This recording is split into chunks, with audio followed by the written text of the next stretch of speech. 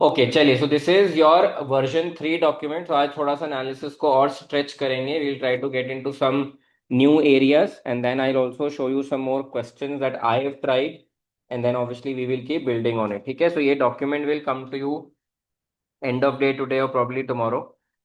ठीक है, okay. So first thing जो अब आपको करना है, जहाँ पे हम पहुंच रहे हैं, that is we need to get into the financial non financial performance analysis. अभी तक आप लोगों ने शायद ग्राफ्स देखे होंगे, स्टडी करे होंगे, बट क्योंकि ये क्वेश्चन कई बार आया है तो इसको भी क्वेश्चन में ऐड कर लीजिए। Financial non financial performance analysis आ सकता है। अभी के लिए we have very limited information. ठीक है, बट जो भी इंफॉर्मेशन है उसको कैसे इंटरलेट करना है, कोरिलेट करना है, what is the crux that we can draw out of it, वो हम करके रखेंगे। तो मैंने आपको यहाँ पे इंस्ट्रक्शंस के लिए लिख के दिया है। कैप्चर एवरी एलिमेंट जो ग्राफ में है, एनालाइज द ट्रेंड। तो आइडियली आपको क्या करना चाहिए, आपको एक एक्सेल बना लेनी चाहिए। 6 ग्राफ है, 5 साल का डेटा है उसमें आपके पास, अप्रोक्सीमेट लेके परसेंटेजेस वगैरह कैलकुलेट करके रख लो। सो दैट आपको दिख जाएगा कि 5 साल में अपवर्ड मूवमेंट है या डाउनवर्ड मूवमेंट है। सेकंड, आपको ये पता चल जाएगा किस साल में मैक्सिमम नंबर गए हैं, किस साल में आपके नंबर्स मिनिमाइज हो गए। ठीक है, उससे भी आपको बिजनेस की स्टोरी समझ में आएगी। आई ऑल्सो शो यू कि मैंने उसको कैसे अभी एनालिसिस में इंकॉर्पोरेट करना स्टार्ट किया है, just for your reference, so that you can build on it. ठीक है, ओके। सो जैसे फॉर एग्जांपल आप ये देखिए, पहले सबसे पहले जैसे मैंने आपको बोला था, जब भी financial non financial performance analysis का क्वेश्चन आएगा, you will start with an overall summary paragraph. जो भी आपकी एग्जाम में हेडिंग्स होंगी उसको आप बोल्ड कर देना, बट जो आपका आंसर का एक्सप्लेनेटरी एलिमेंट होगा उसमें चीजें बोल्ड मत करना। ठीक है, that's just a best practice recommendation. अगर आप एसी से सजेस्टेड आंसर भी देखोगे, उन्होंने भी सेम पैटर्न फॉलो करा है, so we'll have to stick to the pattern. ठीक है, अब आंसर लिखने के कौन कौन से फॉर्मेट है वो डिस्कस करेंगे when we get into our last class, because 4-5 format है, वो फॉर्मेट भी मोरलेस सिमिलर ही है। तो that I probably take up on a Wednesday और थर्सडे। ठीक है, तो overall summary has to be very very brief, overall summary has to be very very crisp. तो revenue increase from 560 million to 640 million between the 5 year period from 2001 to 2005, which is an increase of X percentage। तो आप percentage calculate करके, this is where you talk about briefly revenue. ठीक है, on the other hand operating profit decrease from 178 million to about 175 million in 2005। आप इसको देखोगे तो आपको लगेगा बहुत कम फॉल है, 178 से 175। बट अगर आप ग्राफ देखोगे, ग्राफ में ऑपरेटिंग प्रॉफिट बहुत ऊपर गया था, फिर सडनली इट टैंक्ड। ठीक है, सो आपको इसमें पीक्स भी एनालाइज करने पड़ेंगे और ट्रफ्स को भी एनालाइज करना पड़ेगा। ठीक है, okay. Now when you look at, मैं आपको एक स्पेसिफिक एलिमेंट यहाँ पे दिखाता हूँ that we wanted to probably highlight, which is operating profit. सिर्फ इसको रीड करो, देखो कैसे हम लोग इसमें थॉट प्रोसेस बिल्ड कर रहे हैं, and then obviously you will build it from there. ठीक है, this is just for reference, it will come to you as part of the document. सबसे पहला शुरुआत कहाँ से करोगे, operating profit of Mercer has reduce from 178 to 175 between this period, high level. 5 साल की विंडो में हो क्या रहा है। अब इसका अगर आप ग्राफ देखें, all of you will have the pre seen in front of you, एक बार इसका आप ग्राफ देखो। During the period company touched a high of about 120 194 million in 2003। Graph ऊपर गया है, बहुत शार्पली ऊपर गया है। ठीक है, and thereafter the operating profit experience a significant decline during 2004 and 2005। तो हर ग्राफ को एनालाइज करना ओवर अ 5 ईयर पीरियड। तो एक तो एनालिसिस होगा 2001 से 2005 की स्टोरी क्या है ओवरऑल, एक होगा आपको हर साल को अलग अलग एनालाइज करना पड़ेगा, सो दैट आपको पता चलेगा कब ऊपर गया, कब नीचे गया। And then the third part comes in, what are the reasons. तो मैंने अभी यहाँ पे क्या किया है, ये देखिए पहली वाली जो लाइन है, this is just telling you the 5 year journey, 5 year के पीरियड में क्या हुआ। उसके बाद इस जर्नी में आपको पता चला है कि 5 ईयर में से 3 साल ऐसे थे, एक साल ऐसा था जिसमें बिल्कुल हाई प्रॉफिट था, और 2 साल ऐसे थे जिसमें सडनली आपका प्रॉफिट हुआ एकदम से डिक्लाइन। तो इन तीनों लाइंस को पढ़ के आपको समझ में आएगा कि ऑपरेटिंग प्रॉफिट बिटवीन 2001 एंड 2005 कैसे कैसे मूव किया। So your analysis has to be a holistic analysis. सिर्फ ये नहीं लिखना 178 था 175 हो गया, this is a decrease of इतना परसेंटेज एंड मेरा पेपर तो बहुत अच्छा हुआ है। The story has to come out. अब ऑपरेटिंग प्रॉफिट को आपको लिंक करना है to your overall movement in revenue. क्योंकि यहाँ पे आपके पास कॉस्ट एलिमेंट तो कोई है ही नहीं, आपके पास दो ही चीजें हैं, प्रॉफिट है या आपके पास रेवेन्यू है। या तो वैल्यू डेटा है या वॉल्यूम डेटा। अब देखिए, during the 5 year period specially 2004 and 5, अब मैंने इसको क्यों पकड़ा यहाँ पे, क्योंकि मेरे को इसको रिलेट करना है to the operating profit. During the 5 year period specially 2004 and 2005 different types of revenue moved as under. अब मैं यहाँ पे तीनों रेवेन्यू के ग्राफ्स को एनालाइज कर रहा हूँ। Overall revenue of the company was static, बहुत 2004 और 5 में सेम लाइन है, इट इज लाइक अ प्लेटो। तो ओवरऑल रेवेन्यू में तो कोई डिप नहीं आया, है ना। बट मेरा प्रॉफिट प्रॉफिट को डिप होने के दो ही रीजन हो सकते हैं, या तो कॉस्ट या रेवेन्यू। कॉस्ट का डेटा मेरे पास है नहीं, ओवरऑल रेवेन्यू मेरा स्टैटिक है। तो हुआ क्या problem, revenue from advertising upward trend में है। मेरा ओवरऑल रेवेन्यू तो स्टैटिक है, मेरा revenue from advertising upward trend में है। Third element, revenue from publications reduce from 370 million to 350 million, ये डाउनवर्ड ट्रेंड में है। बट इतना भी डाउनवर्ड ट्रेंड नहीं है कि मेरा जो ऑपरेटिंग प्रॉफिट था 2003 में वो अपने पीक से बिल्कुल अपने ट्रफ पे आ गया between 4 and 5। Now can anyone tell me what do you think would be the reason. Revenue में मार्जिनल डिक्लाइन है, करेक्ट है, बट ऐसा क्या हुआ होगा कि ऑपरेटिंग प्रॉफिट आपका इतना गिर गया। Any thoughts online student on the chat. हाँ जी। Increase in cost. Priya says increase in cost, Ayushi says increase in cost. अब कौन सी कॉस्ट वो तो हमें पता नहीं है ना।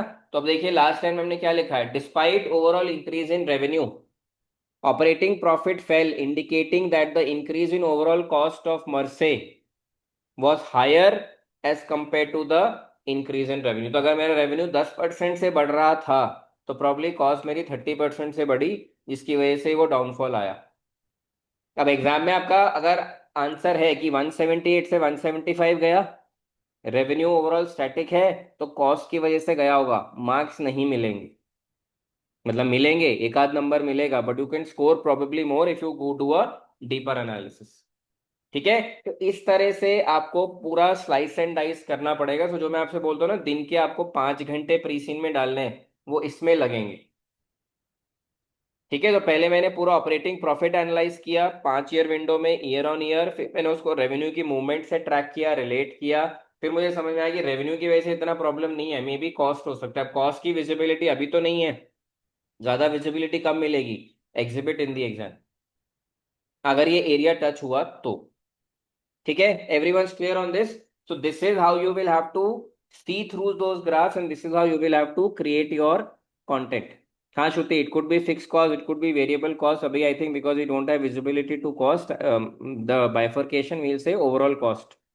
So cost increase would be higher to compensate the revenue increase resulting in a downfall of your operating profit. सबको क्लियर है? Everyone on the chat please, yes no doubts questions कुछ भी है तो पूछ लीजिए। ठीक है, तो please analyse in this pattern, इसलिए मैं आपको हर एक चीज का रेफरेंस पॉइंट दे रहा हूं और different version of the document, so that आप कल के एनालिसिस से आज कंफ्यूज नहीं होंगे। आज का एनालिसिस स्टैंड अलोन है, but at the end of the day it is coming from the case study. ठीक है, और यहाँ पे आप देखो इस एक पॉइंट में कितना केस स्टडी का मैंने यूज किया है। मैं बिजनेस को भी लेके आ रहा हूँ, मैं रीजंस भी लगा रहा हूँ, मैं नंबर्स का भी यूज कर रहा हूँ, मैं परसेंटेज भी ला रहा हूँ। कल भी और I think last week also class में पूछा था, how do you demonstrate business acumen, this is how you demonstrate business acumen. Business पे पकड़ और उस पकड़ को एनालिसिस में इनकॉर्पोरेट करना, दैट इज बिजनेस एक्यूमेन। ठीक है जी, समझ आ गया सबको। सिमिलरली यहाँ पे रेवेन्यू का एनालिसिस में मैंने बिल्ड करने का स्टार्ट किया है, which you will carry forward. तो मैंने रेवेन्यू लिखा है, the revenue increase from 560 to 640, इतना इंक्रीज है। रीजंस के मैंने आपको यहाँ पे ब्रॉडली पैरामीटर्स दे दिए, publication, advertising, competition, changing customer preferences. इसको अब आपको बिल्ड करना to come up with a realistic story. ठीक है, समझ आ गया। So that's the first thing that you can pick up from this version of the document and get into a detailed analysis. और ये सारा जो आप एनालिसिस करोगे, ये रेगुलर बिजनेस आंसर्स में as examples, as data points, as facts and figures बनेगा for usage. ठीक है, ओके चलिए आगे बढ़ते हैं to the next element. Next element that we have after a financial non financial analysis, आगे आपका इंटीग्रेटेड रिपोर्टिंग। अब इंटीग्रेटेड रिपोर्टिंग भी एक फेवरेट एरिया है जो मतलब 2-3 अटेम्प्ट्स में तो एक बार आ ही जाता है। ठीक है, आप लोगों ने पास पेपर में एटलीस्ट एक बार तो प्रैक्टिस कर ही लिया होगा। अब देखो, सबसे पहले मैंने आपको यहाँ पे चीज लिखी है, this is instruction, identify different elements from the pre seen and link them to 6 different types of capital. अब इसको करने के दो तरीके हैं, you can decide which one you want to follow. पहले आप सारे कैपिटल लिख लो, उससे रिलेटेड फैक्ट्स एंड फिगर्स को ले आओ। मैंने एक डिफरेंट अप्रोच यूज करी है, मैंने फैक्ट्स एंड फिगर्स को कैपिटल से रिलेट किया, because there could be multiple facts and figures relating to one type of capital. ठीक है, जैसे फॉर एग्जांपल मैंने क्या पिक किया, again this is all information we have, और इंफॉर्मेशन होगी तो ऑल थरो एनालिसिस हो सकता था। Okay, declining revenue and profit, this can be link to financial capital. अब एक चीज आप नोट कर लीजिए, जब भी आपके पास इंटीग्रेटेड रिपोर्टिंग का क्वेश्चन आएगा, ठीक है, specially from a 6 different types of capital लिख लो, उस क्वेश्चन का इंटेंट क्या होगा। कोई ना कोई प्रपोजल आपके पास होगा ही होगा when the integrated reporting question will come in. सिर्फ ये नहीं क्वेश्चन आएगा कि explain the 6 different types of capital and they will give you a 20 mark question, ये तो नहीं होने वाला है ना, इतना गुड लक तो हमारा काम नहीं करता है। तो क्वेश्चन के साथ प्रपोजल आएगा, आंसर लिखने का, पूछने का दो इंटेंट है। पहला intent, do you understand the 6 different types of capital as a concept, ये पहला इंटेंट है। हर क्वेश्चन का इंटेंट समझोगे तो एनालिसिस का तरीका आएगा, एनालिसिस सही होगा तो वो आंसर में बिल्कुल परफेक्टली ट्रांसलेट होगा। तो पहला इंटेंट क्या है, do you understand the respective capital, the 6 different types of capital. तो जब आप आंसर लिखेंगे आप क्या करेंगे, पहला पार्ट लिखिए, you have to build some context. मैं भी आपको बताऊंगा कॉन्टेक्स्ट में क्या लिखना है और क्या करना है। तो पहला पैराग्राफ 2-3 लाइन का होगा context. Second part of the answer will be, आप सारे 6 डिफरेंट टाइप्स ऑफ कैपिटल को एज हेडिंग्स लिखेंगे। तो financial, manufactured, then human, intellectual, social, relationship है, नेचुरल। तो मेरे सारे कैपिटल्स की हेडिंग आ गई, हेडिंग्स विल बी बोल्ड। हर कैपिटल में आपके पास 2 पैराग्राफ होंगे, every capital has to have 2 paragraph. लिख लो, paragraph 1 will be the definition of the capital. लिखो, definition of the capital aligned to the company. पहला paragraph will be definition of the capital aligned to the company. अभी आएंगे उसको कैसे, क्या लिखना है उसमें, वो भी आपको पता चलेगा। और जो आपका second paragraph of every capital होगा उसमें लिखिए link to the business proposal. ठीक है, तो मैंने आपको बोला इस क्वेश्चन को पूछने का पहला इंटेंट क्या होता है, पहला intent is do you understand the 6 different types of capital. Second intent होता है जो प्रपोजल कंपनी इंप्लीमेंट करने वाली है या जो कंपनी प्रपोजल कंसिडर कर रही है, अगर वो करेंगे उस प्रपोजल को implement, how will your capital improve. तो दो कॉन्टेक्स्ट हैं आस्किंग दिस क्वेश्चन। पहला, do you understand the concept, जो आप डेफिनेशन से कवर करोगे और aligning it to the pre seen से कवर करोगे। और second paragraph will be, how will the new proposal increase the respective capital. और जो इंक्रीज इन कैपिटल है उसका टेक्निकल वर्ड जो एग्जाम में यूज होता है दैट इज वैल्यू एडिशन।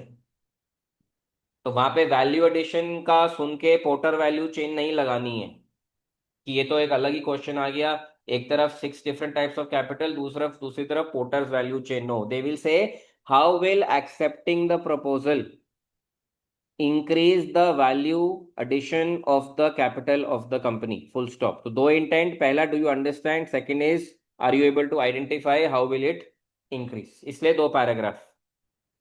तो पहला पैराग्राफ क्या है, कॉन्टेक्स्ट, फिर है हेडिंग, हर पैराग्राफ, हर हेडिंग में 2 paragraph. Paragraph number 1 definition of the capital and linkage to the company, paragraph number 2 में how will the proposal increase value of that capital. समझ आ गया? ओके, अब आपको मैंने एक बहुत जेनरिक सी ना यहाँ पे डेफिनेशन लिख के दे दी है, ये आप यूज कर सकते हैं in your exam. Capital is any resource that the company would invest in its business to drive growth. Capital क्या है, एनी रिसोर्स, चाहे वो लोग हों, चाहे वो रिलेशनशिप्स हों, चाहे वो मैन्युफैक्चरिंग कैपेबिलिटीज हों, चाहे वो फाइनेंशियल कैपिटल हो, कुछ भी हो सकता है। So what is capital, capital is any resource that the company would invest in its business to drive growth. तो ये हो गया आपका कॉन्टेक्स्ट बिल्डिंग। अब ज्यादा आपको यहाँ पे करना है तो आप एग्जाम्पल्स लिख सकते हैं, money, employees, skills, competencies, etcetera. Without examples आपका कोई पॉइंट नहीं होना चाहिए। जस्ट फॉर योर अंडरस्टैंडिंग, अगर आपके किसी पॉइंट में आप एग्जाम्पल नहीं लिख रहे हो तो अपने मार्क्स में ना उस अपने माइंड में उसके मार्क्स को काट लेना, क्योंकि एग्जाम्पल्स का यूसेज नहीं है तो इट मीन्स आपका प्रोफेशनल स्किल्स का प्रॉपर डेमोन्स्ट्रेशन नहीं हुआ, और प्रोफेशनल स्किल्स का डेमोन्स्ट्रेशन नहीं हुआ तो मार्क्स कटेंगे। ठीक है, क्लियर है यहाँ पे आपके पास? ओके। अब सेकंड हमने सिचुएशन ली है यहाँ पे declining revenue and profit. So क्योंकि हम रेवेन्यू प्रॉफिट की बात करें, this can be link to financial capital, तो यहाँ पे मैंने आपको दे दिया। अब पहले पैराग्राफ में वो क्या लिखना है, डेफिनेशन ऑफ फाइनेंशियल कैपिटल। तो फाइनेंशियल कैपिटल का डेफिनेशन क्या है? It is money in the form of revenue, debt, equity that the company would need for investing in the business, यही डेफिनेशन होगा। तो यहाँ पे आपका रेवेन्यू एंड प्रॉफिट डिक्लाइनिंग है, तो मैंने यहाँ पे क्या लिखा है, making the financial capital weaker for any kind of future growth. Profit भी नीचे जा रहा है, रेवेन्यू भी नीचे जा रहा है, तो ऑब्वियसली ये वाला पार्ट ऑफ द कैपिटल तो आ नहीं रहा, और आ नहीं रहा तो मैं इन्वेस्ट नहीं कर पाऊंगा, इन्वेस्ट नहीं कर पाऊंगा तो I will not be able to grow. समझ आ गया? तो पहला पैराग्राफ क्या था, कैपिटल, उसकी definition and linking it to the case studies. Have we linked it in the first line? The answer is yes. Second paragraph में हमने क्या बोलना है, प्रपोजल कैसे वैल्यू ऐड करेगा। अब यहाँ पे प्रपोजल तो है नहीं, ठीक है, बट हमें प्रैक्टिस फिर भी करनी है, तो मैंने एक हाइपोथेटिकल स्टेटमेंट डाल दी, in case Mercer decides to implement any key business proposal. अब कल को अपना न्यूज चैनल खोले, कल को वो किसी और कंट्री में जाएं, कल को वो कोई नया बिजनेस एक्वायर करे, कुछ भी कोई भी बिजनेस प्रपोजल होगा, so in case Mercer decides to implement any key business proposal, it may have to raise additional funds either in the form of debt or equity, which will increase the overall financial capital of the company. That's paragraph number 2. तो कैसे value add होगा proposal का, कि अगर मैंने proposal accept करा तो मैं फंड रेज करूंगा, फंड रेज करूंगा तो मेरा फाइनेंशियल कैपिटल का बेस इंक्रीज हो जाएगा। That is the essence of asking an IR question, that is the approach that you have to use while answering an IR question. Is it clear to everyone? समझ आ गया? Tanya clear है? ठीक है, तो यहाँ पे आपके पास मैंने डिक्लाइनिंग रेवेन्यू एंड प्रॉफिट भी डाला है, मैंने यहाँ पे आपके पास आईटी सिस्टम्स भी डाला है, बाकी सब जगह पे मैंने आपको सिचुएशन देके उसको कैपिटल से रिलेट कर दिया है। कुछ कुछ जगह पे I have diligently put in examples so that examples आप भूले नहीं। अब ये बाकी जो 4 पॉइंटर्स है इसको इलेबोरेट करने की रिस्पॉन्सिबिलिटी इज विद यू। ठीक है, so please do that, this is how you will be able to take care of your integrated reporting का क्वेश्चन। अब इंटीग्रेटेड रिपोर्टिंग में एक और क्वेश्चन आ सकता है जो यहाँ पे आप नोट कर लीजिए, I will also put in a note here. तो सेकंड जो आपके पास क्वेश्चन आ सकता है वो है, what will be the advantages and disadvantages of implementing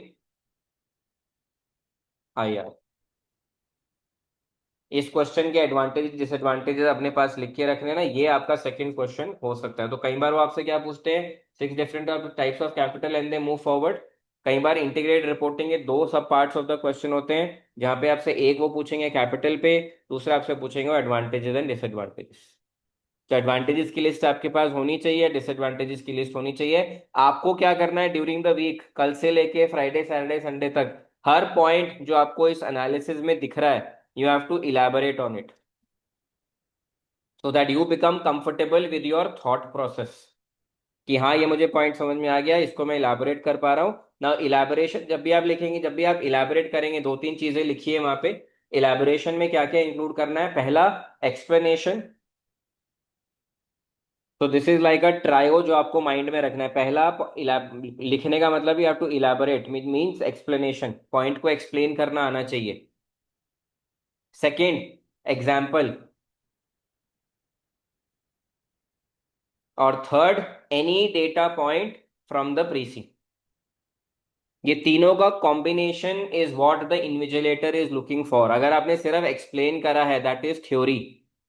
अगर आपने एक्सप्लेनेशन के साथ एग्जाम्पल डाला है, देन इट बिकम्स एप्लीकेशन। ठीक है, और अगर आपने example plus data point from the pre seen डाला है, that becomes evaluation, that becomes your business acumen और कमर्शियल एक्यूमेन। तो हर जगह पे एग्जाम्पल। और एक चीज मैं क्लैरिफाई कर लूं, क्योंकि आई थिंक ये मेजोरिटी स्टूडेंट से मेरे को फीडबैक आया है when we were discussing your past paper answers, is examples case study में प्री सीन में नहीं होते, नहीं होंगे। Examples have to be created keeping the business in mind. कुछ कुछ जगह पे मिलेंगे, कुछ कुछ जगह पे नहीं मिलेंगे। बट अब आपको पता है मैगजीन बिजनेस है, आपको पता है वो क्या कर रहे हैं, उसको माइंड में रख के you should be able to create examples. ठीक है, तो ऐसा नहीं होना चाहिए आपके पास एक एक्सक्यूज मत बना लेना अपने माइंड में, अच्छा इसके लिए कोई पॉइंट केस स्टडी में नहीं है एज एन एग्जाम्पल तो I can't use it. No, you can create it provided it is related to the magazine business. जैसे यहाँ पे आप देखेंगे several stake holders of Mercer. अब जो स्टेक होल्डर्स है वो किसके रिलेटेड है, सोशल एंड रिलेशनशिप कैपिटल। ये इंफॉर्मेशन केस स्टडी में दी थी, तो मैंने एग्जांपल क्या लिखे, NMSA, magazine readers, retailers of magazine. ये एग्जांपल्स कहाँ से आ रहे हैं, from the case study. Second, marketing IT advertising staff, ये कहाँ से आ रहा है, from the case study. But कुछ कुछ सिचुएशन ऐसे भी आगे आएंगी जहाँ पे we have to create our self examples.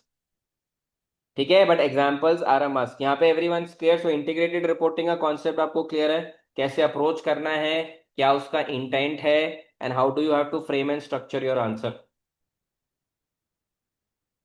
Online student on the chat. और इसके बाद आपको सिर्फ एक चीज बहुत डिलीजेंटली करनी है, दैट इज टाइम मैनेजमेंट।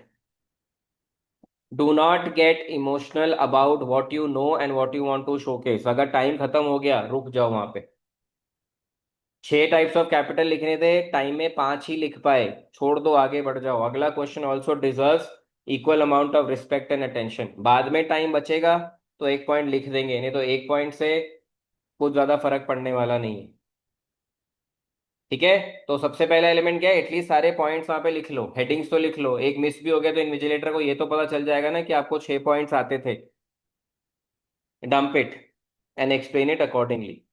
ठीक है, चलिए नेक्स्ट टॉपिक पे चलते हैं। आप लोगों को कोई क्वेश्चन है, क्लियर है, फ्रेश शर्नफ? ओके, चलो नेक्स्ट टॉपिक पे चलते हैं जो एग्जामिनेशन पॉइंट ऑफ व्यू से आ सकता है। यहाँ पे इंफॉर्मेशन थोड़ी सी ज्यादा है, that is porters 5 forces. Probable exam question लिखा हुआ है, प्रोबेबल ही है। अब आप मेरे से पूछोगे कितनी probability, high medium low, I don't know. ठीक है ना, अगर मैं एग्जाम बना भी रहा था तब भी मेरा यही आंसर होता, तब तो कॉन्फिडेंशियलिटी की वजह से मैं नहीं बता पाता। और अब मेरे को पता ही नहीं है तो मैं क्या बोलूँ, लो मीडियम हाई प्रोबेबिलिटी है, इतना ही बहुत होना चाहिए। ठीक है, अब मैंने सबसे पहले चीज क्या करी, ब्लैक में मैंने सारी हेडिंग्स लिख ली, threat of new entrant, threat of substitute, bargaining power of buyers, bargaining power of suppliers, and finally आपके पास थ्रेट ऑफ कॉम्पिटिटिव राइवलरी। ये सबसे पहले लिख लो। हम लोग क्या करते हैं जनरली पेपर में, अच्छा थ्रेट ऑफ न्यू एंट्रेंट, चलो अगले 10 मिनट इसमें गए। टोटल टाइम था 20 मिनट, पहले 10 तो इसी में चले गए। है ना, जब आप कॉपी पेन में एग्जाम देते थे ना तो आपको याद होगा पहला सेंटेंस स्ट्रेट लिखा होता था, लास्ट पेज तक पहुंचते पहुंचते वो घसीटे बिल्कुल ऐसे हो जाते थे कि किस तरह से बस भर दें इसको। अब यहाँ पे तो डेस्कटॉप टिल्ट नहीं हो सकता, तो ये वाली चीज को पहले कर लो। अब इसमें मैंने कोई भी आंसर नहीं बिल्ड किया है, just given you how to approach it. तो जो भी आप लिखेंगे 5 फोर्सेस, पहले आपको क्या कंक्लूड करना है, वो फेवरेबल है या नहीं। तो फेवरेबल और अनफेवरेबल ये आपको कंक्लूड करना है। मैं यहाँ पे लिख देता हूँ, conclude whether the factor, the force is favourable और अनफेवरेबल। ये भी कंक्लूड करना है, कंक्लूड किसके बेसिस पे होगा, डेटा पॉइंट्स। ठीक है, इसी तरह से आप ये आंसर को क्रिएट करेंगे।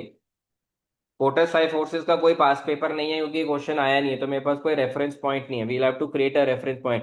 तो डेटा पॉइंट्स क्या है, मैं पहले प्रीसीन को पढ़ के यहाँ पे वो फैक्ट्स एंड फिगर्स लेके आ रहा हूँ जिसकी वजह जो किसी फैक्टर से अलाइन होते हैं। जैसे यहाँ पे मुझे समझ में आ रहा है कि मैगजीन बिजनेस में कोई एंट्री बैरियर नहीं होता।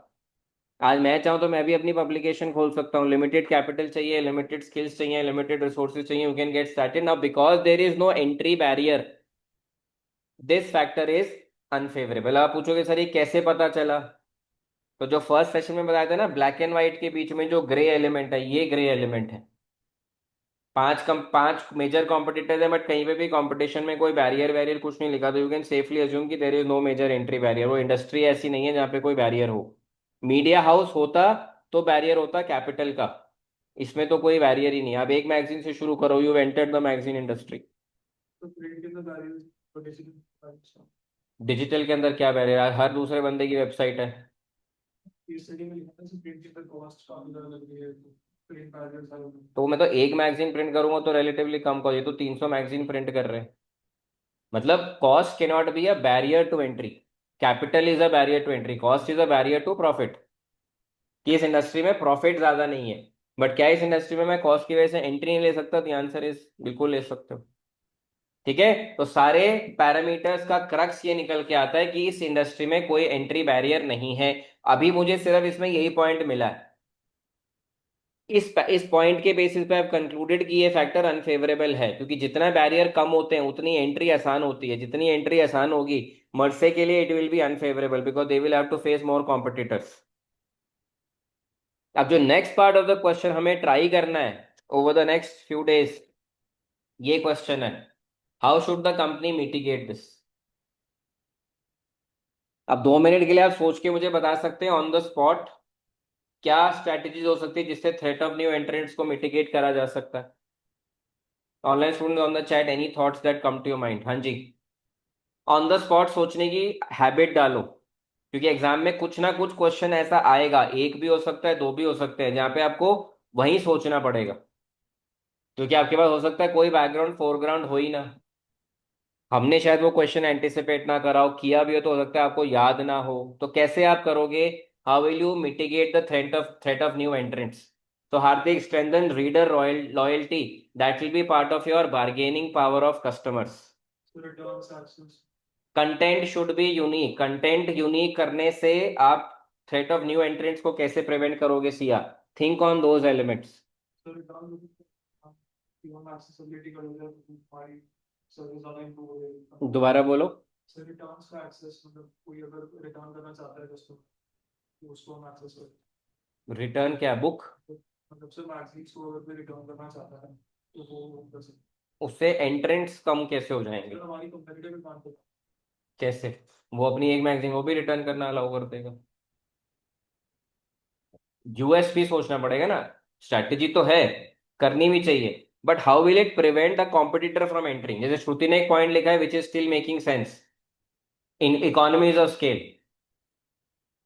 कोई नया पब्लिशर प्रिंटर आएगा तो उसके लिए इकोनॉमीज ऑफ स्केल इतनी जल्दी नहीं आएगा, क्योंकि आप 10 कॉपी प्रिंट करोगे, 100 कॉपी प्रिंट करोगे तो कॉस्ट ज्यादा होगी, राइट? बट ये तो लाखों में प्रिंट करेंगे तो इनकी कॉस्ट कम होगी, तो वो एक एंट्री बैरियर हो सकता है, तो वो डेफिनेटली आप वहां पे डाल सकते हो।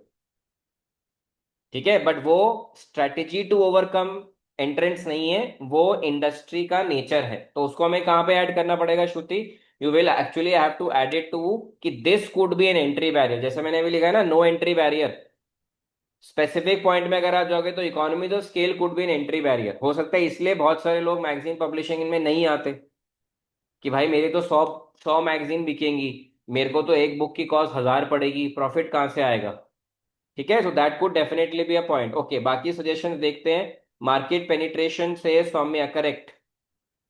तो अगर आपको थ्रेट ऑफ न्यू एंट्रेंट्स को कम करना है तो उसका काउंटर स्ट्रेटेजी क्या हो सकती है?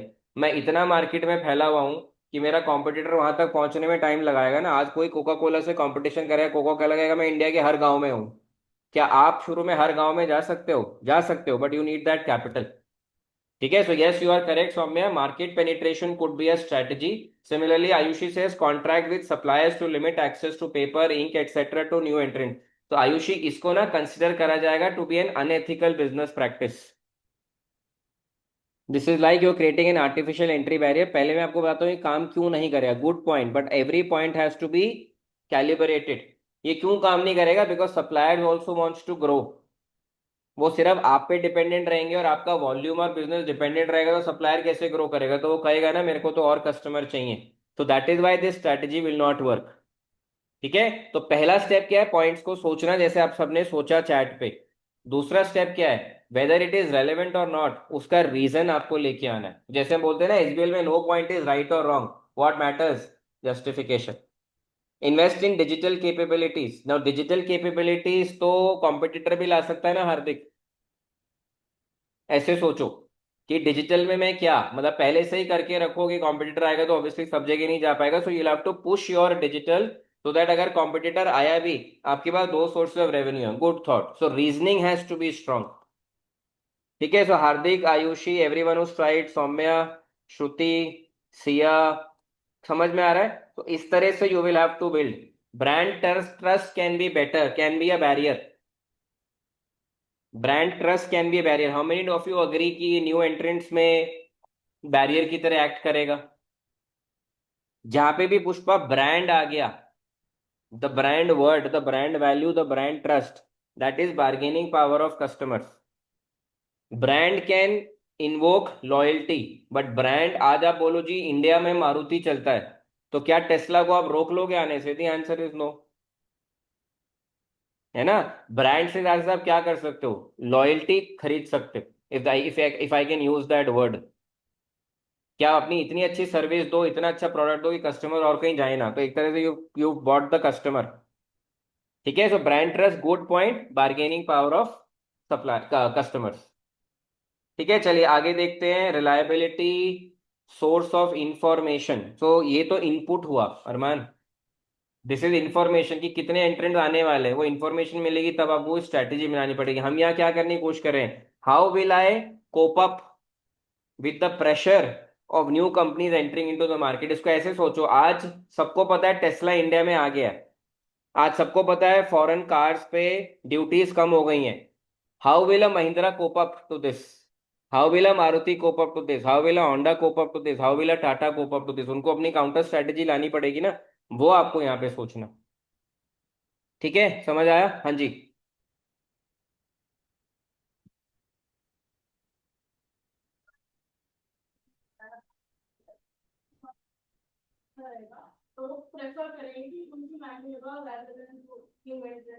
करेक्ट, तो उसकी स्ट्रैटेजी ये हो गई कि अगर आपको मार्केट पेनिट्रेट करना है, तो मार्केट पेनिट्रेशन के लिए यू नीड मोर रिटेलर्स।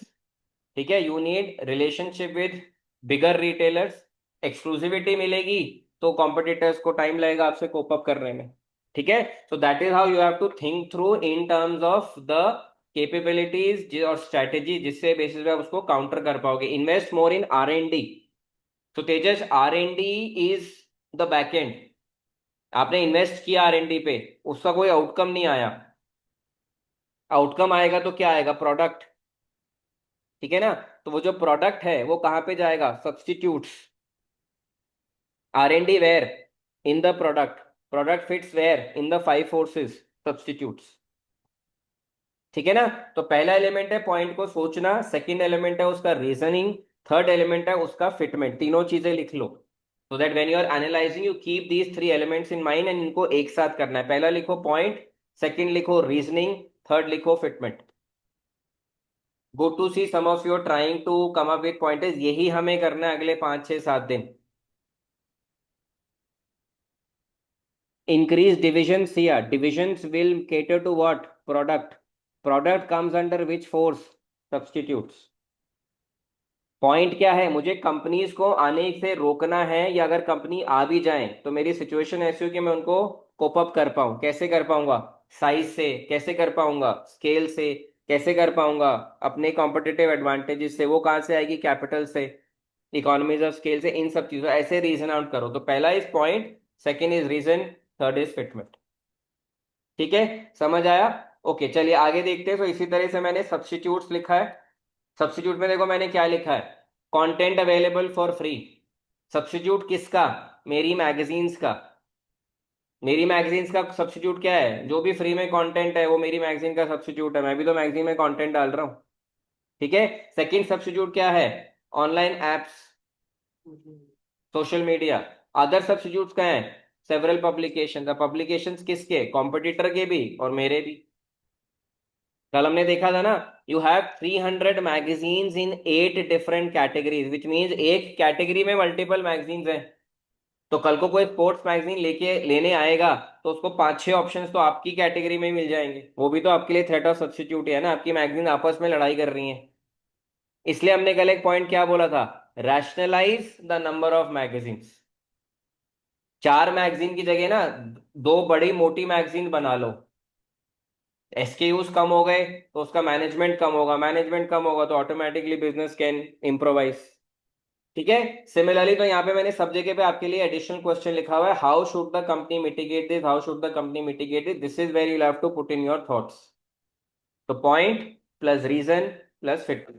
ठीक है। Similarly bargaining power of buyers, declining interest in print due to online content, ये भी तो मेरे बायर्स को इम्पैक्ट करेगा ना। जिसका डिजिटल कंटेंट ज्यादा अच्छा है, ज्यादा है, मेरे कस्टमर वहां भी जा सकते हैं। Similarly bargaining power of suppliers, advertisers का पॉइंट भी दे रखा है, पेपर का भी पॉइंट दे रखा है, उनको कर करके बिल्ड करना। देखो मैंने यहाँ पे एक नई स्ट्रैटेजी आपको बताई है, पहले हर पॉइंट को देखो वो फेवरेबल है या अनफेवरेबल है, देन कंक्लूड की जो मेजर पॉइंट है वो फेवरेबल है या अनफेवरेबल है। कई बार समझ ही नहीं आता आपको कि वो फेवरेबल है अनफेवरेबल क्यों, क्योंकि दो पॉजिटिव लगते हैं दो नेगेटिव लगते हैं, तो आपको देखना पड़ेगा कि कौन से जो पॉजिटिव है उनका वेटेज कितना है, जो नेगेटिव है उनका वेटेज कितना है। Obviously this is subjective, then you will conclude for the main point. तो हर पॉइंट के आगे लिखा हुआ है favourable unfavourable whatever, and then the mitigation. ठीक है। Similarly bargaining power of suppliers, and then next आपके पास है threat of competitive rival. Competition ज्यादा है वो ऑलरेडी दे रखा है, continuous consolidation with take over, ये भाई केस स्टडी से आ रहा है, तो एक अनफेवरेबल है एक फेवरेबल है। इसके बेसिस पे you have to conclude where the major point is favourable और अनफेवरेबल, और ये भी किस पे बेस्ड होगा, रीजन।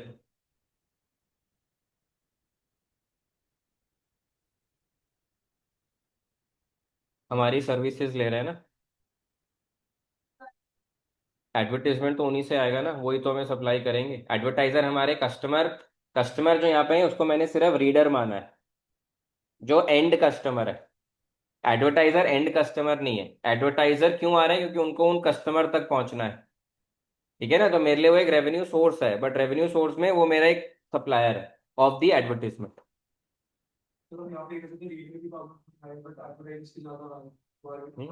तो वो एक कैटेगरी में है, वो एक ऊपरी दूसरी कैटेगरी में। अब रीडर में भी प्रिंट वालों की बार्गेनिंग पावर शायद कम हो रही है, डिजिटल वालों की बढ़ रही है, तो वहां पे आपके पास दो सब कैटेगरीज आ जाएंगी। तो इसको कंक्लूड कैसे करें, कंक्लूड कैसे करेंगे इसको। ट्रेंड के बेसिस पे। तो अगर print is decreasing and digital is increasing, तो इनकी बार्गेनिंग पावर ज्यादा होगी, इनकी बार्गेनिंग पावर कम होगी, बट वहां पे आपको एक लाइन लिखा है कि अभी प्रिंट विल स्टे, तो आप लेके चल सकते हो दोनों में, digital is more print is less, तो bargaining power is more unfavourable as of now, क्योंकि मेरा डिजिटल प्रेजेंस वैसे ही कम है। हाँ, मॉडरेट टू हाई लिख सकते हो, बिल्कुल लिख सकते हो, slightly favourable slightly unfavourable, mix of favourable unfavourable, कुछ भी लिख सको, तो जैसे आप इंटरप्रेट करोगे वैसे लिखोगे। Sometimes it may not be a clear cut favourable unfavourable scenario, it could be a mix of both. ठीक है। ओके। ऑनलाइन स्टूडेंट्स में चलते हैं, क्या है thoughts, take over of small companies. हाँ, take over of small company, Tushar is a very relevant suggestion, और ये आप देखोगे this is one of the opportunities, and opportunities में भी हो सकता है to reduce competition, Mercer can acquire new company, जो हमने कल डिस्कस किया था। ठीक है। ओके, प्रतिका सेज, हाँ, सो मैंने प्रतिका बताया ना, तो जन रेवेन्यू के पॉइंट ऑफ व्यू से मैं सिर्फ उनकी सर्वाइव सप्लाई ऑफ एडवर्टाइजमेंट्स के हिसाब से उसको यहाँ पे प्लॉट कर रहा हूँ, बट अगर आप इसको रेवेन्यू के पॉइंट ऑफ व्यू से देखना चाहते हो primarily, then you can change the category to customer also, that's absolutely fine, but मेरे लिए कस्टमर जो है वो एंड कस्टमर है, which is the reader. Advertiser मेरा एंड कस्टमर नहीं है, तो कस्टमर देखने का भी पर्सपेक्टिव हो सकता है। ठीक है। Okay, Ayushi says, to mitigate decline of print media, there was a trend where perfume brands used to provide pages with the sample fragrance on their page. Can this be included as an example of strategy to encourage people? Okay, so आप perfume वाला example Ayushi नहीं use कर सकते, because that will be counted as a generic example. ठीक है ना, अब यहाँ पे आपको इसको कैसे कोरिलेट करना है, which will become a relevant example for Mercer and the magazine business, वो you will have to think. ठीक है, समझ आ गया। तो reasoning has to be important so that it becomes relevant. ठीक है, चलो आगे बढ़ते हैं। आप लोगों को क्लियर है, ऑनलाइन स्टूडेंट्स सब लोग क्लियर है पोर्टल साई फोर्स को कैसे अप्रोच करना है, कैसे अटेम्प्ट करना है, any questions any doubts. And अभी इसको आपको करने में टाइम लगेगा, वी जस्ट इंट्रोड्यूसिंग अलग अलग अलग कॉन्सेप्ट, कि भैया ऐसे भी सोचो वैसे भी सोचो, फिर ये बिल्डिंग बिल्ड होगी, अभी तो फाउंडेशन बन रही है। ठीक है। ओके ग्रेट, चलिए आगे बढ़ते हैं। नेक्स्ट एलिमेंट ये है आपका स्टेक होल्डर एनालिसिस। ये भी एक प्रोबेबल एग्जाम क्वेश्चन आ सकता है, आया भी हुआ है पहले। तो स्टेक होल्डर्स की पूरी लिस्ट आपके पास है। कैटेगरीज मैंने बहुत हाई लेवल रखी है क्योंकि इसमें कोई बेसिक डिटेल नहीं है। मैगजीन रीडर, बड़ा मैगजीन रीडर, छोटा रीडर, कुछ नहीं दे रखा है, तो just kept it as keep inform. तो सारी मैंने कैटेगरीज यहाँ पे प्लॉट कर दी हैं। आप जब ये एनालिसिस करोगे इसको कंपेयर कर लेना। If you do not agree with any of the categorisation we can discuss that as a doubt in the subsequent classes. अभी मैं कैटेगरी नहीं डिस्कस कर रहा because some of you might not even have done this. मतलब online में भी बहुत सारी करी, तो we'll keep this reconciliation for Tuesday. ठीक है, सबका हो जाए then we will reconcile. Okay, जो मेन एलिमेंट है वो आपको करना है which is column number 3। Column number 3 में मैंने आपको दो चीजें बोली, एक्सपेक्टेशन, और अगर वो एक्सपेक्टेशन फुलफिल नहीं हुई तो उसका क्या इंपैक्ट होगा। तो जैसे फॉर एग्जांपल मैगजीन रीडर्स की एक्सपेक्टेशंस क्या होगी, good quality content. Obviously these are just bullet points, आपको इसको इलाबोरेट करना पड़ेगा एक दो लाइन में। तो good quality content, affordable prices, company offering should be align to the preferences of the reader. मैं जो पढ़ना चाहता हूँ आप वही दे रहे हो, अच्छा दे रहे हो और रीजनेबल प्राइस में दे रहे हो। अगर ये चीज मीट नहीं हुई expectation, what could be the impact, negative publicity, customers will move to competitors, declining customer satisfaction, loss of market share. And again, by any means this is not exhaustive. अगर आपको लगता है इसमें और पॉइंट्स आ सकते हैं तो आप please feel free to include दोनों जगह पे। तो ये वाली एक्सरसाइज आपको हर स्टेक होल्डर के लिए करनी है। आई have done it for a few. Magazine readers कर दिया, डायरेक्टर्स कर दिया, कंटेंट ऑथर्स कर दिया है, then I have left a few paper suppliers कर दिया, नीचे जाके आप देखेंगे तो इन्वेस्टर्स कर दिया। मतलब wherever I wanted to I put in pointers, rest is for you to try it out. तो जिसमें प्रिंटिंग बिजनेस यानी समझ में आया, जो आपके सप्लायर आपकी मैगजीन प्रिंट कर रहे हैं कर रहे हैं। बट मार्केट में तो है ना, तो वो स्टेक होल्डर्स तो आपके लिए है, मतलब आज रेलेवेंट नहीं है but they are still in the ecosystem ना। कल को आप आउटसोर्स करने की कोशिश करोगे तो वो रेलेवेंट हो जाएंगे। ये वो नहीं है जो आपके लिए रेलेवेंट है, दिस इज इंडस्ट्री। ये इंडस्ट्री के सप्लायर्स हैं। ये आपको केस स्टडी में मर्से के अंडर नहीं दे रखा, ये इंडस्ट्री के अंडर दे रखा। Other key employees could be some of the directors, मतलब कोई और सीनियर लोग हो सकते हैं। मतलब उसको भी आप एग्जाम्पलीफाई तो नहीं कर पाओगे। कोई सीनियर मैनेजर हो सकते हैं, कोई आपके कंसल्टेंट भी हो सकते हैं, उसकी डेफिनेशन नहीं दे रखी है केस स्टडी में। ठीक है, सो जस्ट टू क्लैरिफाई, ये जो स्टेक होल्डर्स हमने यहाँ पे लिस्ट करे हैं, दे मे और may not currently be relevant for Mercer. तो अगर उसमें लिखा हुआ है कि सारे स्टेक होल्डर्स मर्सी के लिए भी आते हैं। एप्लीकेबल है क्योंकि इकोसिस्टम है। एप्लीकेबिलिटी का मतलब ये नहीं होता कि वो काम भी कर रहे हैं उनके साथ।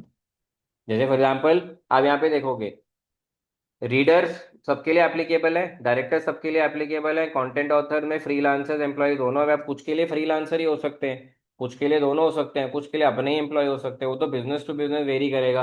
Other key employees, paper suppliers, paper suppliers तो इनके पास है एज अ सप्लायर, कुछ का हो सकता है अपना पेपर हो। राइट, सिमिलरली डिस्ट्रीब्यूशन बिजनेस इनके लिए रेलेवेंट है, पेपर बिजनेस प्रिंटिंग बिजनेस इनके लिए रेलेवेंट अभी नहीं है क्योंकि वो अपना करते हैं। कल को आउटसोर्सिंग करेंगे तो रेलेवेंट हो जाएगा। But do I need to keep that in mind as part of my analysis? The answer is yes. तो आप अज्यूम करके चलो कि आज ये किसी से प्रिंटिंग करा रहे हैं तो क्या एक्सपेक्टेशन होगी, अगर एक्सपेक्टेशन फुलफिल नहीं हुई तो क्या इंपैक्ट होगा। आप रेडी रहो, आएगी तो सोचना नहीं पड़ेगा और नहीं आएगी तो कोई बात नहीं, वो तो वैसे ही हमारे कंट्रोल में नहीं है। ठीक है, एक्सपेक्टेशन में थोड़ा अगर फिर करके। हाँ तो वो कंपनी के पॉइंट ऑफ व्यू से आपको एक्सप्लेन करना पड़ेगा, not from a stakeholder. Key stakeholder ये एक्सपेक्ट करेंगे, आप लिखोगे कि स्टेक होल्डर कंपनी के प्रोडक्ट्स में, डेवलपमेंट में, प्राइसिंग में कंट्रीब्यूट कर सकते हैं, वैसे इम्पैक्ट आएगा, इन्फ्लुएंस। ठीक है ना। क्वेश्चन क्या है, how will stakeholder influence the decision of the company. तो कंपनी के कौन से डिसीजन, उनमें उनका क्या रोल है। तो वो एक्सपेक्टेशन नहीं हो सकती, किसी भी स्टेक होल्डर की एक्सपेक्टेशन नहीं होती कि मैं कंपनी को इन्फ्लुएंस करूं, है ना। वो इनडायरेक्टली कर देते हैं। तो हमें कंपनी के पॉइंट ऑफ व्यू सोचना है, तब हमें उसकी क्लैरिटी मिलेगी। ठीक है, ओके चलिए। तो स्टेक होल्डर एनालिसिस ये है आपके सामने, जब आप कर लेंगे then we will obviously discuss. So let's park this for Tuesday. Next element ये आपका रिस्क रजिस्टर।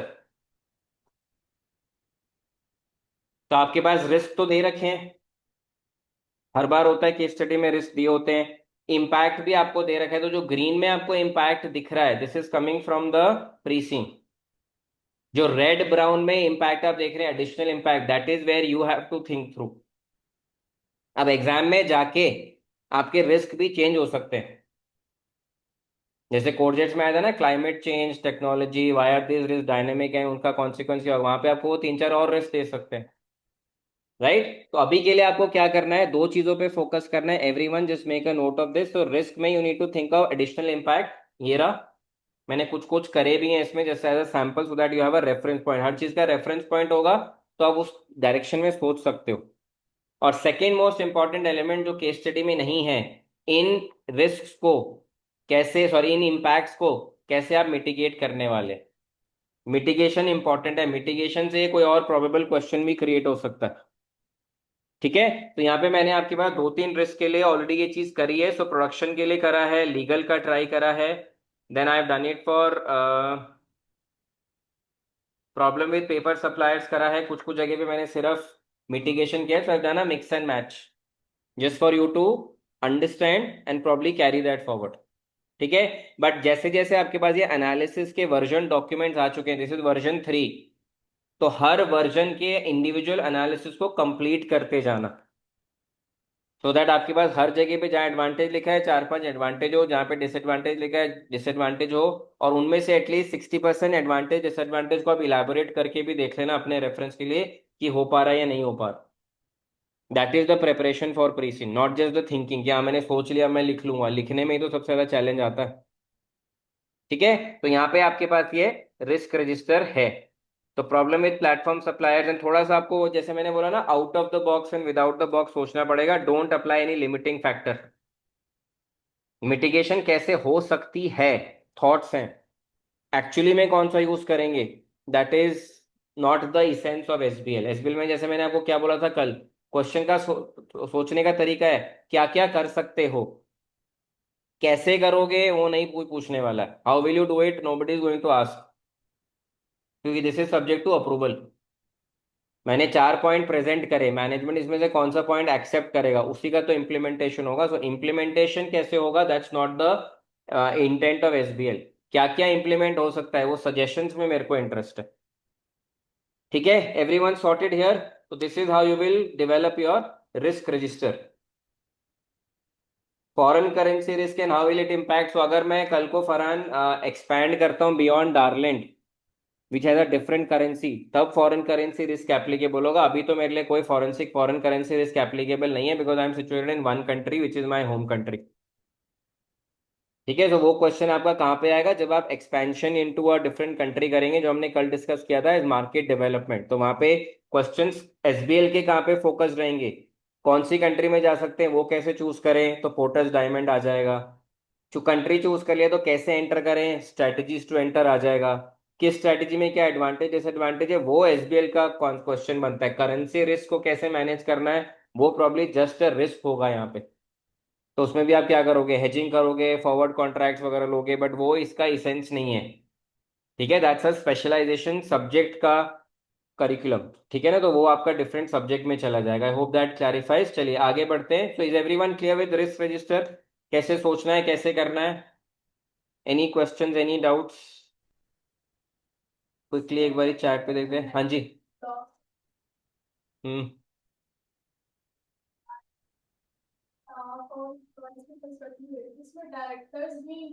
की person, any person who is very very critical to the organisation. मान लो आपके पास एक कोई ऐसा बंदा है जो वर्ल्ड का बेस्ट साइंटिस्ट है, हाइपोथेटिकली आपके साथ काम कर रहा है, बट वो डायरेक्टर नहीं है, वो भी की पर्सन है। की पर्सन की डेफिनेशन कंपनी खुद डिसाइड करती है। हाँ जी अर्नब। स्ट्रैटेजी इंस्टॉल करके उसे कैसे होगा? किसका? बिल्कुल हो सकता है, बिल्कुल हो सकता है। मैंने उसको थोड़ा सिंप्लीफाइड वर्जन में लिखा है। ये देखो, ये रहा, स्ट्रैटेजी इंस्टॉल करके वो रहा inability to deliver strategy, simplified version of what you saying. वो इंस्टेबिलिटी ना, जब वर्ड आता है वो एक्सटर्नल एनवायरनमेंट के कॉन्टेक्स्ट में ज्यादा यूज होता है, पॉलिटिकल इंस्टेबिलिटी, वो वाला। तो इसलिए मैंने उसको सिंप्लीफाइड उसमें लिखा है। सेम है, वो ग्रेट माइंड्स थिंक अलाइक। तो you are great, I been able to think like you. हाँ जी। ओके, सब लोग सॉर्टेड हैं, कोई क्वेश्चन कोई डाउट एक बार क्विकली चेक कर लेते हैं। ओके चलिए आगे बढ़ते हैं। Next, porters value chain. अब पोर्टर्स वैल्यू चेन के लिए अब अगर आप देखेंगे आपको केस स्टडी में की एक्टिविटीज और प्रोसेसेस दे रखे हैं। ये देखो ये रहा, content production staff, paper and printing, distribution, IT systems, ये क्या है? This is all activities that go into developing, creating, publishing, distributing a magazine. तो मैंने सबसे पहले क्या किया है, सारी एक्टिविटी जो केस स्टडी में दे रखी है उसको लिखा है, स्टार्टिंग पॉइंट। उसके बाद मैंने उसको क्लासिफाई करा है between primary and secondary. Primary जो आपका क्या है, जो आपका होता है ना, inbound logistics, operation, outbound, after sales service और मार्केटिंग एंड सेल्स। तो जो भी एक्टिविटी रॉ मटेरियल को फिनिश गुड्स में कन्वर्ट करके it helps us to sell it to the customer, that is primary. Anything back end, that is secondary. ठीक है, तो यहाँ पे आपके पास कंटेंट प्रोडक्शन स्टाफ प्राइमरी है। इनफैक्ट ये content production staff this will not be primary, this will be secondary, क्योंकि ये आपका ह्यूमन रिसोर्स मैनेजमेंट का पार्ट है। ठीक है, paper and printing primary, distribution, outbound logistics primary, IT systems secondary. ठीक है, तो पहले एक्टिविटी लिस्ट कर लो, देन एक्टिविटी को क्लासिफाई करो between primary and secondary, primary एक तरफ, सेकेंडरी एक तरफ। देन सबसे पहले देखो अभी वो एक्टिविटी कैसे होती है। तो आपके पास मैंने हर जगह पे एग्जिस्टिंग डाला हुआ है, existing is coming from the precis. Existing mean as on date क्या हो रहा है।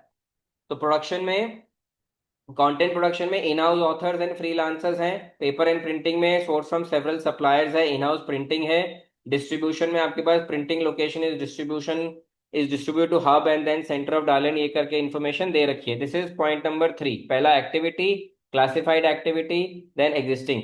ये है आपसे मेन इंपॉर्टेंट कि आप इसको कैसे इम्प्रोवाइज करोगे। मैं ब्रैकेट में लिख देता हूँ, ways to add value, improvise the way this activity should be done in the future। किस लिए? To reduce wastage, increase efficiency and effectiveness and improve margin. यही होता है पोर्टर्स वैल्यू चेन का पर्पस। तो वो पर्पस हमने यहाँ पे अलग से डिफाइन कर दिया, तो दैट जब आप सोचोगे आपको ये चीज को अपने माइंड में रख के चलना। तो एग्जिस्टिंग मतलब एज इज, तो इसको आपको ब्रीफली एक्सप्लेन करना है, मैं यहाँ पे भी डाल देता हूँ, ब्रीफली एक्सप्लेन। सब कुछ माइंड में स्ट्रक्चराइज कर लोगे तो आंसर हमेशा एक क्लैरिटी से आएगा। तो एग्जिस्टिंग में briefly explain, ways to add value में पहले पॉइंटर्स सोचने हैं। पॉइंटर्स किस बेसिस पे सोचने हैं कि कैसे वो एक्टिविटी बेटर होगी, बेटर होगी तो कैसे उसकी एफिशिएंसी और इफेक्टिवनेस इंप्रूव होगा, और कैसे मेरी कंपनी के मार्जिन इंप्रूव होंगे। ठीक है, अब यहाँ पे मैंने आपको लिखा सजेशन जो मेरे पास आई, shift to freelancers plus use of artificial intelligence. अब जो भी आप स्ट्रैटेजी सोचो उसके एडवांटेज एंड डिसएडवांटेजेस और सोच लो। तो आपका एक फुल ब्लोन क्वेश्चन बन गया। कैसे वैल्यू ऐड करेंगे, सजेशंस, उन वैल्यू एडिशन में क्या एडवांटेज हो सकता है, क्या डिसएडवांटेज हो सकता है, दोनों तरीके के क्वेश्चन आपके एग्जाम्स में आ सकते हैं। तो ये सेम फॉर्मेट जो आपके पहले वाले एरिया के लिए है, ये आपको सब जगह पे रेप्लिकेट करना। तो जैसे पेपर एंड प्रिंटिंग में मैंने लिखा है आउटसोर्स, डिस्ट्रीब्यूशन में लिखा है transportation directly to the printing location, this will help in saving one part of the transportation cost. इसको करने के क्या एडवांटेज डिसएडवांटेज होते हैं सोच के रख लो। ठीक है, समझ आ गया? तो this is how you manage your porters value chain. इसमें आई थिंक ब्रॉडली भी 4 एक्टिविटीज दे रखी हैं, that is what I was capturing. अगर कोई ऊपर नीचे एक्टिविटी तो प्लीज इसको ऐड कर लेना। तो this is how you will go about PVC, porters value chain. Clear है अप्रोच?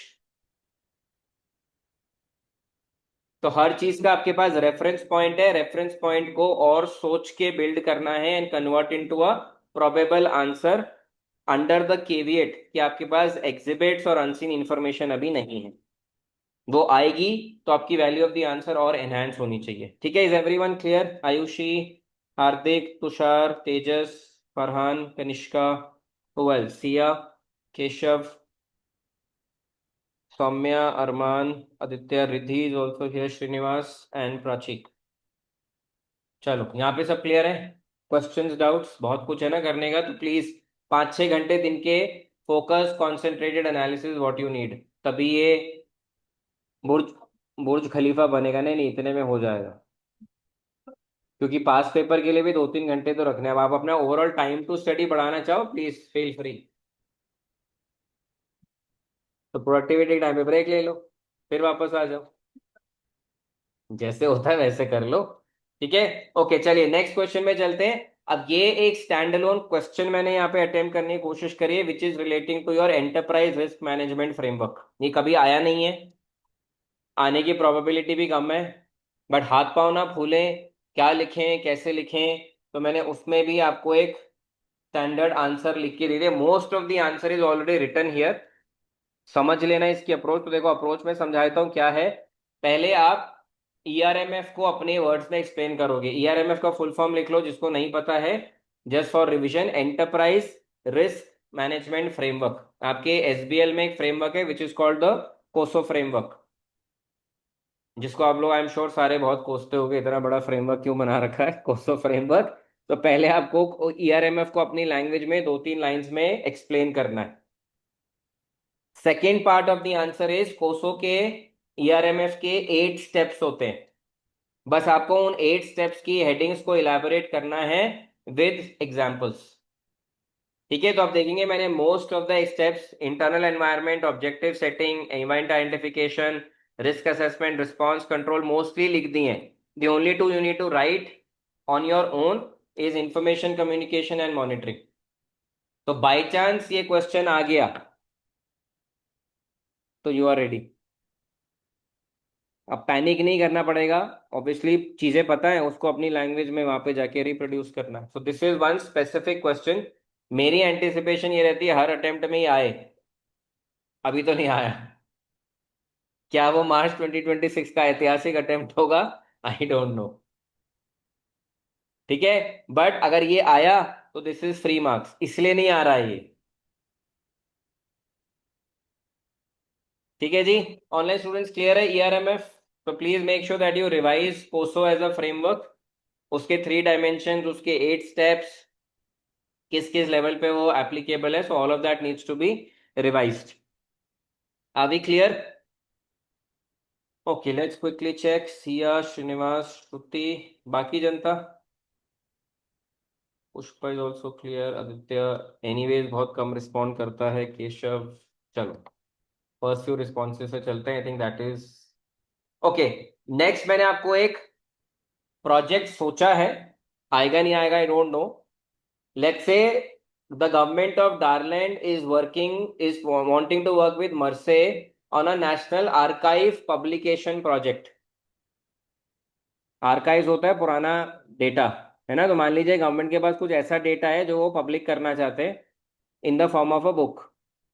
वो project they want to run with mercy. और तो कोई प्रोजेक्ट हम एंटिसिपेट नहीं कर सकते। अब इसमें मैं आपसे एडवांटेज डिसएडवांटेज नहीं पूछ रहा हूँ, वो तो आप कर ही लोगे। वो तो आपके पास अपॉर्चुनिटी में क्वेश्चन भी है। अगर इनफैक्ट अगर अपॉर्चुनिटी में ये पॉइंट एडेड नहीं है गवर्नमेंट प्रोजेक्ट वाला, तो उसको ऐड कर लेना। बट मैंने वहां पे स्पेशली डाला हुआ है बिजनेस प्रपोजल्स। ठीक है। तो company is planning to work with the government national archive publication project. The company, ये क्वेश्चन का बैकग्राउंड है। The company has no prior experience of managing a large project. अब तक समझ गए होगा ये कहानी कहाँ जाने वाली है, प्रोजेक्ट मैनेजमेंट की तरफ। ठीक है। तो ये अंडरलाइन लिख देता हूं, अलग से अंडरलाइन करें तो, company has no prior experience of managing such a large scale project. What are some of the considerations that the company should keep in mind from a project management perspective? ये आपसे पूछा जा रहा है कि अगर हमें इसे एज अ प्रोजेक्ट रन करना है, क्या क्या चीजें माइंड में रखनी है। Separately provide as an exhibit in the exam, या एग्जिबिट एग्जाम में आ सकता है। तो सबसे पहले हम क्या करेंगे, brief context about project management.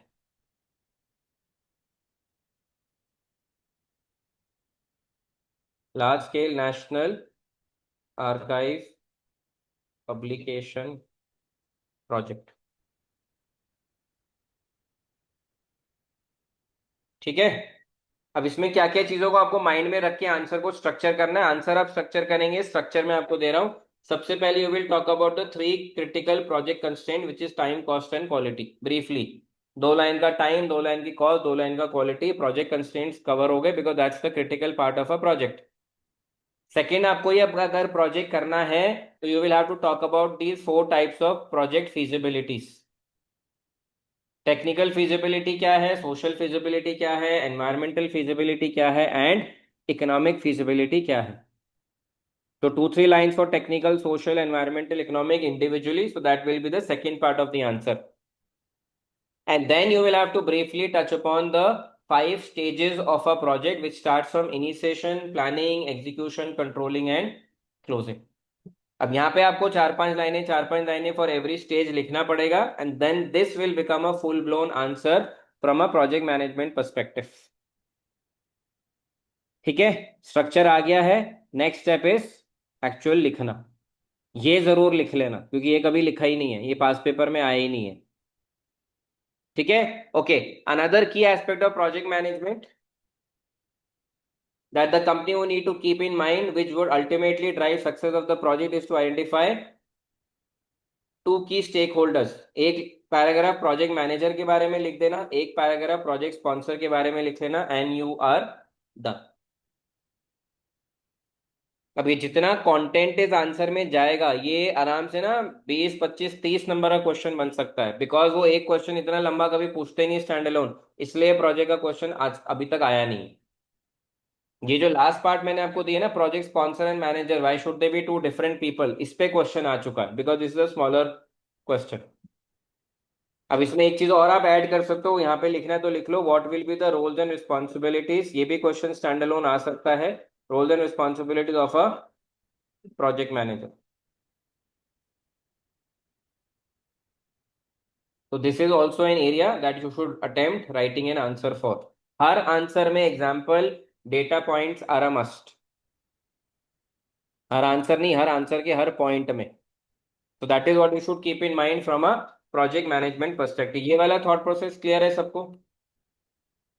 Any questions, any doubts? अभी तो 22 तारीख ही हुई है, तो ये 3 को पेपर है। दो कम सोच रहे हो, 6 बचे हैं फरवरी के। दो तो नहीं बढ़ सकते ना, बट 6 में क्या मेरा आउटपुट बढ़ सकता है? बढ़ाना ही पड़ेगा। ठीक है, तो यहाँ पे आपके पास आ गया from a project management perspective.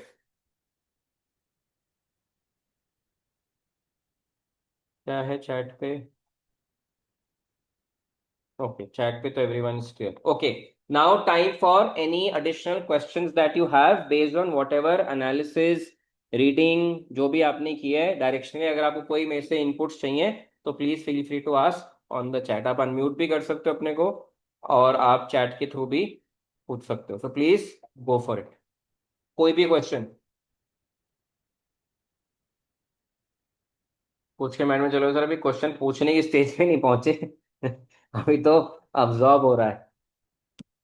हाँ जी, anyone, any questions? Let's go person by person. Tushar, हार्दिक,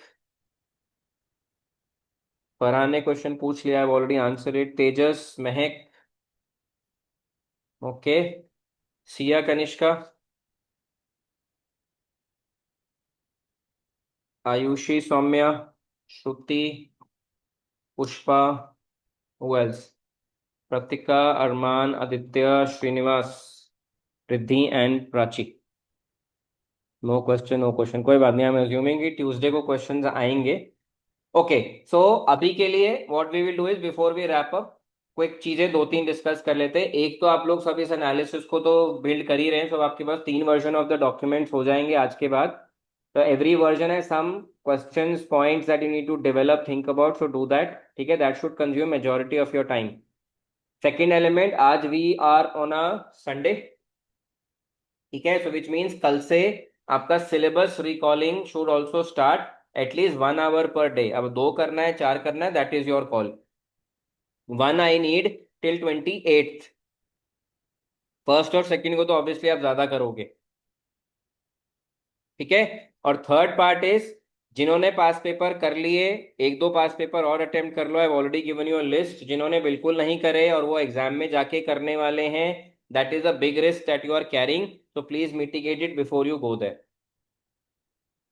ठीक है, और जिन्होंने आंसर्स, ऑब्वियसली रेगुलर स्टूडेंट जिन्होंने पेपर्स कर रखे हैं and you sent it to me, I will be discussing those answers with you to give you high level feedback. ठीक है, और कुछ क्वेश्चंस मैं अलग से भेज दूंगा, कुछ को मैंने भेज दिए, सबको भेज दूंगा, जो आप डेफिनेटली डेफिनेटली पढ़ लेना, and again they are from the past papers. But ये तो लास्ट की जो जो चीजें हैं ये बाद के लिए रखो, पहले तीन चीजों पे पहले फोकस करो। ठीक है, एवरीवन्स क्लियर? मैं हर क्लास में बोलता हूँ, आज भी बोलूंगा, टाइम अभी भी बहुत है।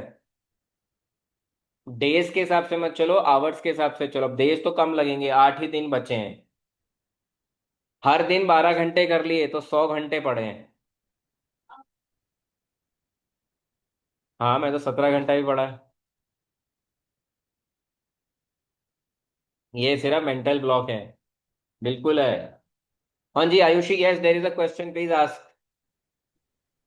सर, केस स्टडी में आईटी सिस्टम्स के लिखा है that Merce's admin and accounting systems are considered sufficient for managing subscriber database, their contact details, and magazines to which they subscribe. तो कंपनी की एक्टिविटीज वाले पार्ट में और स्टाफ वाले पार्ट में कैन वी ऐड एक डिफरेंट टीम बनानी चाहिए to manage only the subscribers because admin and accounting may be won't be able to perform this accurate. So thought relevant है Ayushi. So rather than a team I would say कि देखो, अभी company को ना analytics का habit नहीं है, because उनके सिस्टम्स में बेसिक एनालिटिक्स है। ठीक है, सेकेंड, अभी वो प्रिंट से डिजिटल में दे आर ट्रांजिशनिंग, तो वहां पे भी उनके पास ओके। डेटा कम है। ठीक है, and third element is technology को एनीवेज कंपनी को अपग्रेड करना है अभी। ठीक है, सो यू कैन स्टार्ट बाय हाँ। recommending that we should have at least one person in the team who should only work on the subscriber base, the data, the analysis out of it to get us the stories. ठीक है, okay. और जैसे जैसे company का इस पे focus आ जाएगा then the team can expand. हमेशा whenever you starting a new initiative within the company, start it small, 1 or 2 people used to हो जाएंगे, then the team and department can take shape. Okay sir. ठीक है, और इसमें आप ये भी बोल सकते हैं कि that person could be part of the IT team और इट ही और she could be part of the finance team, क्योंकि हमें वो नहीं पता कि कहाँ पे हो पाएगा। आईटी टीम होगा तो ऑब्वियसली वहां पे भी एनालिसिस हो सकता है, फाइनेंस होगा तो एनीवेज एनालिसिस हो गई होगा, so you can give those recommendations also. Okay sir, ठीक थैंक है यू। जी, ओके क्लियर। और बताइए, anyone else, any other doubts, any other questions, कुछ भी थॉट?